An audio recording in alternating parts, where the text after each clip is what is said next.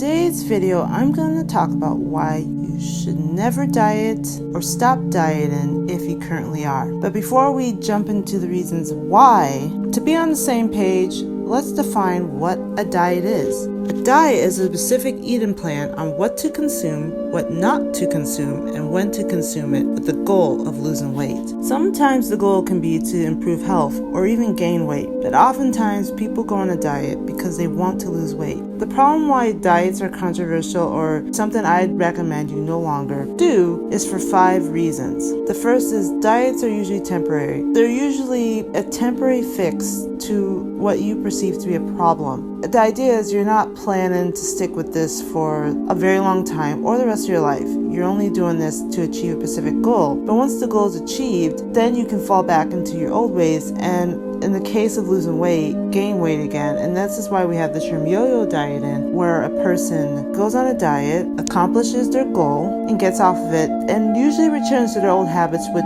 brought them to wanting to go on a diet in the first place. It's a never-ending cycle that is very frustrating and can be dangerous in the long run. The second reason is diets are unnatural, especially many of the fad diets. So the classic diet usually would incorporate shakes, bars, sometimes even pills, stuff that are not part of a natural diet, stuff that have a lot of GMOs, laboratory created ingredients, a lot of sugars, a lot of things that the body can't really use and benefit from and doesn't really promote health. So if you're on a diet where you have replacement shakes and bars, you're really stripping yourself of fresh nutrients that your body really needs to optimize itself. So you're not establishing a natural or healthy eating habits by going on an unnatural diet. The third reason is they tend to focus on results and not on an actual life change. So when you're focused on losing weight, you're not really thinking about the health of the body, you're just thinking about the image of the body. So usually diets incorporate a strategy to just lose the weight, even if you're compromising the actual health of your body. Instead of focusing on actually changing your relationship with food or how you view food or even the types of food you expose yourself to, it's all about how do I reach my goal the quickest. 4, diets tend to take a one-size-fits-all approach.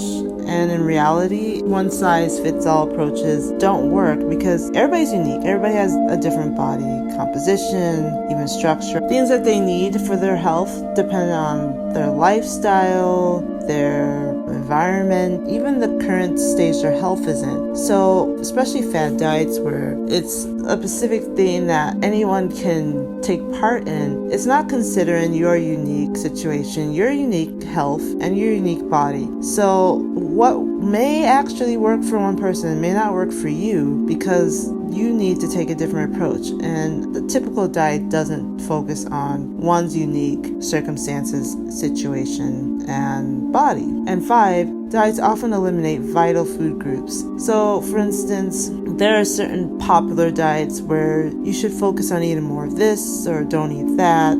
And the problem with that is people need a holistic diet. People need a diet that incorporates nutrients from a variety of plants and even animals to a certain extent. So when you are going with a diet that is eliminating a group, like especially no carbs or no fat, then you are losing nutrients that the body needs to actually function normally or at its best. So the average diet does more harm than good. Instead of focusing on diets, the key is to focus on a lifestyle change. How you approach food, how you incorporate food into your life, being more mindful of that. So whether your goal is to just be healthy, to lose weight, to gain weight, to lessen or cure disease, think about why the body needs certain foods, what it can gain from it, and why you're even eating it. A lot of times we eat things because of certain triggers that may not have anything to do with us actually being hungry. So be mindful of that and find healthier ways to address them that doesn't involve eating. Also, become more aware of food in general. So when you think about what other foods can do to help or hinder your body, it will really change how you eat, and not eating blindly is the best way to have a healthier relationship with food.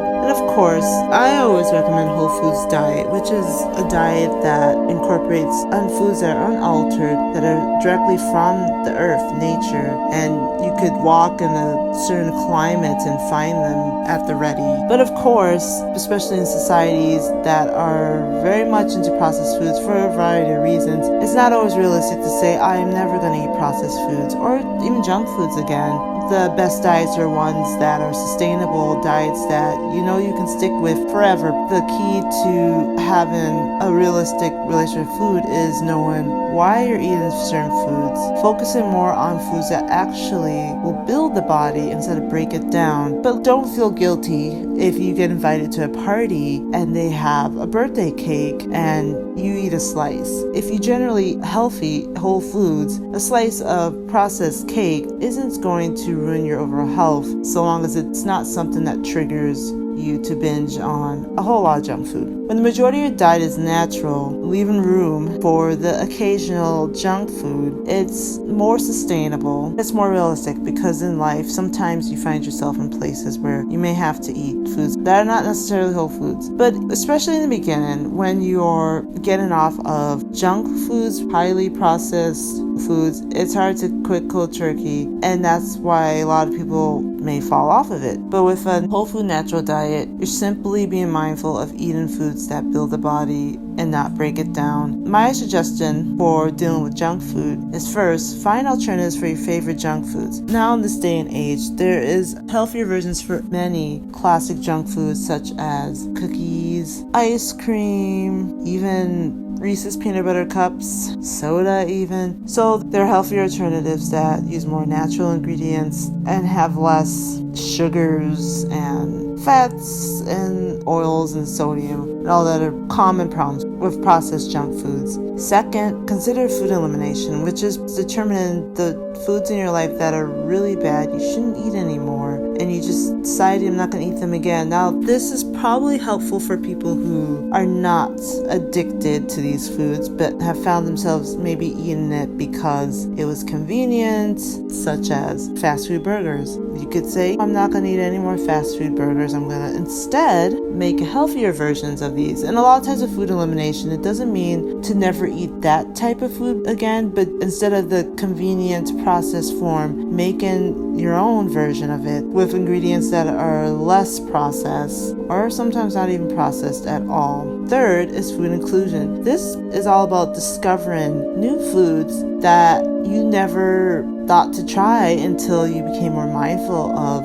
eating a natural whole food diet. A lot of grocery stores have sections that are international produce, exotic produce, and there's some processed healthier snacks too that are coming up in the market, like seaweed, kale chips, dried chickpeas. There's just so many interesting stuff out there that are healthier, and instead of relying on your go-to junk and processed foods, you can explore new foods out there that you might actually realize you love. 4, consider your food habits, why you eat a certain way. Like, is it more of what you grew up eating? Is it just your current lifestyle, whether you're busy or have so much time in your hands, or are you constantly on the go having meals with lots of people, and does that influence your eating habits? Just think about what influences it. Sometimes it might be easier to make adjustments to those habits. Sometimes it may not be so easy, but just being aware of them and finding better ways to address them, even if it takes a while to figure what those ways are, really can make the difference in having a more balanced, natural diet. Some examples of still enjoying your favorite processed or junk foods as you switch over to a whole food natural diet is 1, choosing to enjoy junk foods on special occasions only. So that might be events, picnics with friends, large or small gatherings where people have a variety of food. In those cases, there may not be many options, or you may really want to try your best friend's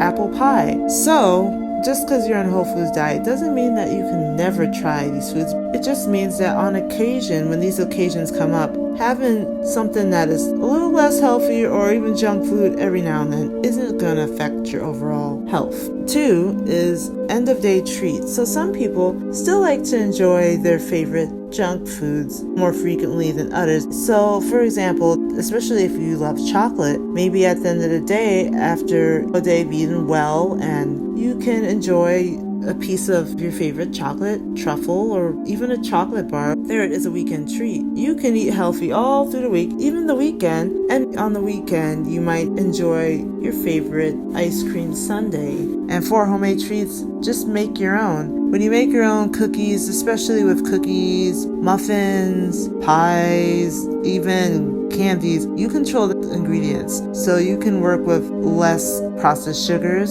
such as monk fruits, coconut sugar. You can avoid certain oils, certain types of fats, even flours, and just have a healthier version that you know what you put in it and you can feel a little less guilty about. So that's it. Instead of these fad diets or just the stereotypic idea of dieting, think about changing your relationship with food. Give it a lifestyle change. Focus more on whole foods, which generally will keep you full longer throughout the day because they're still holding on to their fibers and other nutrients. And if you just can't let go of your favorite junk and processed foods, just find healthier versions of them or alter them to make them more healthier and choose to enjoy them in a different way.